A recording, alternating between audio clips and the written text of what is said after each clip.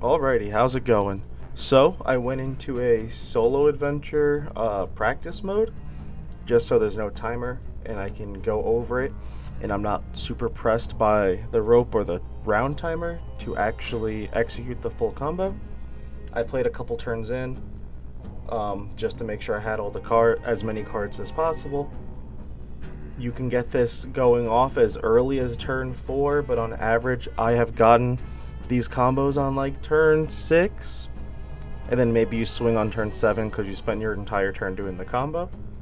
So the main point of this combo is Loan Shark, which we care about the death rattles. I should point that out. Death rattle is the way to go. So the battle cry, you give your opponent a coin. Death rattle, you get 2. Okay, so and then the other so this is how we're going to generate a ton of mana, is by abusing death rattles and getting multiple coins. Well, what are we doing with all that mana? Well, a coin is just a 0-cost spell that gives you a resource, right? So this is Necrolord Draka, came out in this brand new set. Not Curse.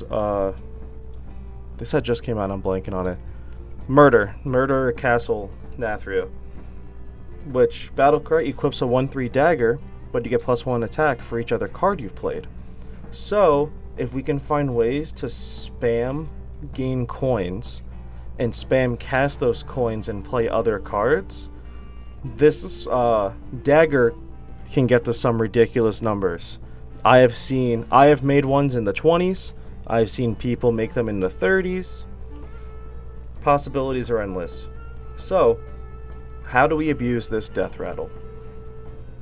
We have a location. Well, no, this isn't location. This is they were basically called locations before locations. It sits on the board. It goes into your hero portrait, so it doesn't actually take up board space. And for 3 turns, our death rattles will trigger twice. So we make Loan Shark die. We get 4 coins. Nice and easy. There are a few other cards that we use to like really get this going, like Shatter Shambler, which is Battle Cry will make our next death rattle minion we cast cost 1 less, and then it will immediately die, which will trigger death rattle immediately. You can typically play Shatter Shamblers early because it's not the next minion you cast this turn, it's the next death rattle minion you cast at all. And then to also accompany it, we have Forsaken Lieutenant, where after you play a death rattle minion, he becomes a 2/2 copy with Rush. And if you're not familiar, I know you guys have played Hearthstone, but Rush, like it says, you can attack minions immediately. So ideally, you play Shambler, then you play Forsaken into Loan Shark, and if you have Snowfall Graveyard, then you're just golden. Loan Shark will hit the board, immediately die because of Shatter Shambler. You'll get 4 coins. If we're assuming you have Graveyard out. You will get 4 coins from the Loan Shark. You spend them so you don't waste hand size. Lieutenant becomes a 2/2 of Loan Shark with Rush. You swing it into someone. It dies. You get 4 more coins. And you just keep dumping these coins. You get a ton of resources. We have other cards in the deck, like Edwin, which will make us draw cards. So we have other cards to cast to just kind of have fun and just kind of mess around until we just dump everything we can. And our goal is to spend everything we can and then go down to 4 resources or 4 mana to cast Necrolord, and we're going to see how big of a dagger we can get. So, for the fun of content, we're going to do it as if we played Shatter Shambler a turn earlier. So normally you would play it, and this would just stay passively. I'll just hit face. Why not? And then the only other card here that I didn't explain is Sketchy Information, which will let you draw a death rattle card that costs 4 or less, which Loan Shark is a 3-drop naturally, and then you trigger the death rattle, but the card stays in your hand. So we're going to play this as well, just for resource purposes. Yeah, we'll just leave it at that. And then next turn I will show you. This is doable on the standard ladder. You just got to be quicker with it. This is just a good way to show you what it can do. Alright, so they're going to play out their turn. Excuse me.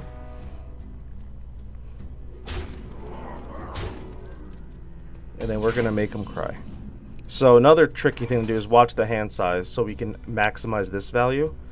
So we're at 8 cards in hand. So we'll go down to 7 cards in hand. We'll play Loan Shark, put us to 6 cards in hand. And then it'll die because of the Shadow Shambler effect and give us 2 coins. But because we had Snowfall, we get an extra 2, and Lieutenant became a 2/2 copy. But now our hand's full. Well, why not just dump these 4 cards? And then you swing this into literally anything, hoping that it dies. Oh man, sorry. And then we just dump 1 so we have a space. You can play Edwin here.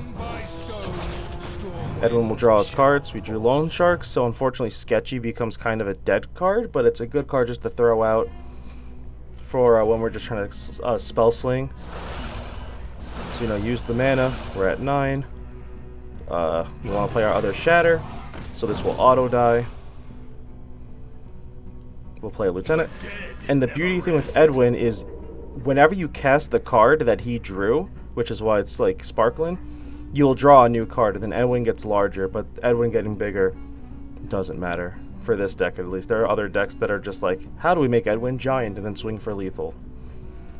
So then we go Loan Shark, give them a coin, which sometimes can matter, like giving your opponent max hand size could be relevant. And then we have 8 in hand, so we're going to go down to 6 in hand. 6 is the magic number. Swing here, so you get 4 cards back. And then we can actually... What's probably the better player? So right now it's at 19. So the beauty of Shadowcrafter Scabs is it'll return everything back to our hand. This is a really bad card to get off of Edwin. You have a lot of 0s, 1s, and 2s in the deck. So the hope is that Edwin keeps drawing you 1-drops. And then you cast those, you get a new 1-drop. It counts towards the Necrolord. So I think here it might just be better because we do have the 4. We do have these 4, so we can afford Shadowcrafter Scabs and then use these 4 coins and then play Necrolord. But is that better than playing something else? I don't know. It would mainly come down to if... So we're just going to use these just in case. Alright, so I messed up. You can't go above 10. You still cast the spell, though. That's all that matters. So we'll just do like this safe round. We'll just Hiya. And then we'll play Necrolord Draco. And it'll give us a weapon based on what we cast. So now we have a 24 weapon that can attack 3 times. And in the original photo I sent, there was a token that I had. We had a minion that was also in the 20s. It basically matches the sword. I'll see if I can draw that card really quick. If not, I can always just drop this and show you guys that that card, which makes this even more disgusting. But if we're lucky, we can just top deck it. Yeah, that's the combo. That's like the main combo, at least, to get a big sword. They kind of just have to break your sword. Which there's a few ways... Oh, we top decked it. So here's the card that also goes well with the combo. These are new locations. So the way locations work is you put them on the battlefield, and they're not a minion, but they take a battlefield slot, and then you can trigger them, and then they go on a 1-turn cooldown. So if I trigger this turn, I can't do it next turn, but I can do it the turn after. So this card summons a 1/1 ghost with stealth, so it can't be targeted or attacked. But it makes that ghost 1/1 bigger for each card you've played this turn. So yeah, ideally you get this out a little bit earlier. You do your full combo. You get your 24/3 sword, which means we played 23 spells. And then you hit Sinstone Graveyard. It does a little thing, and then this guy would also be a 24, but he'd be a 24/24. Thus, you would present this nice little... between a stealth minion, which they have to use non-targeted removal to get rid of, and a sword, which you have to use weapon removal to get rid of, you can present 40 plus damage. and you can do it as early as turn 4 if your hand is absolutely nuts. So yeah, that's just about it. We just kill him here. If you have any questions, you know, you can always DM me on Twitter or whatever. And yeah, can't wait to see you, Flake, when you go to I just blanked on Nationals, U.S. Nationals. I'll be there. Go to say hi, and I'm gonna try to give you guys crazier boards from a variety of different games, and it'll be exciting. Let's see what else I can break. All right, I'll catch you guys later.